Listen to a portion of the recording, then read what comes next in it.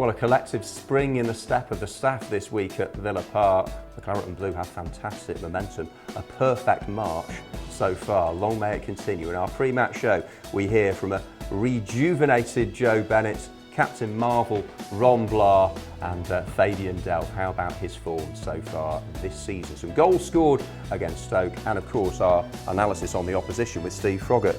Froggy, you've got a 100% record so far since you started doing this. Villa tend to win. You've put the mockers on me again, haven't you? Well, I say we were looking for a third straight victory, which hasn't been enough for some time. You know, another home game and another televised game as well. So Stoke come to town.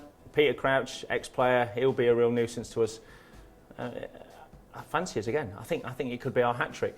Yeah, you'll discuss Marko Arnautovic as well and Mark Hughes and the job he's doing. But you do feel that Crouch is the vital cog for them. He leads the line and they look to him to really link up the play and get the goals. Yeah, I think the one thing in our favour as well, there's going to be one or two of their players that have helped change the way they play this season. They're going to be missing this weekend, the more creative players, and I think that could be to our advantage. Does this bring back any memories being in the home dressing room? Big Ron's team talks? Oh, absolutely. I can tell you lots of stories about this place, yeah. I can remember making my debut in here where the boys cut the arms off my jacket.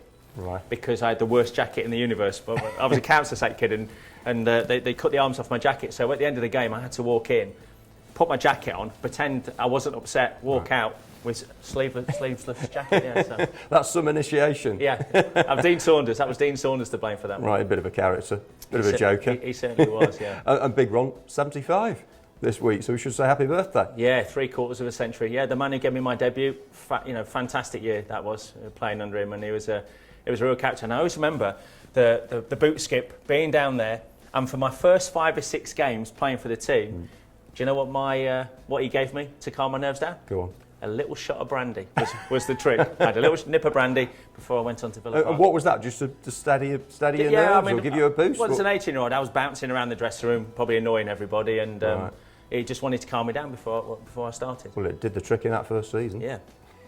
Now, the other aspects of the game is an issue which is close to Randy Lerner's heart and to everyone at the club's heart now. It's our third Acorns Day.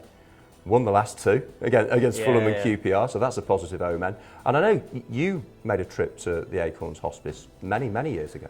Yeah, as an 18-year-old, I remember going down quite regularly to the hospice in Selly Oak. Doug was, very keen for us to be involved in with the charity. And if you go there, if anyone goes there, it is a truly fabulous charity. And it's really nice that we've had this long-standing affinity with the Acorns.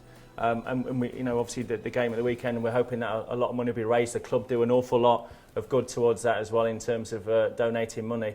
And I say it's a very worthy cause, and if you go there, you'll understand why. Yeah, it's heartwarming, a very humbling. It's heartbreaking, indeed. actually. Yeah. Both at the same time, isn't it? Which is a strength. They are very happy places as well. Yeah, I mean, we live in this football bubble world. I mean, you go out to a place like that, and it's very humbling. It makes you realise how lucky you are, to have what you have, to have healthy family, and you see the great work that people do there, and the patience and the dedication that the people at those places show. I mean, it really is astonishing. And it does create a feel-good factor around the stadium ahead of the concert. Yeah, I actually think the fans are very proud that we have this association with Acorns, and that it has been a long-standing thing. I think the fan is something that with it being a local charity and a lot of it's based in the Midlands anyway.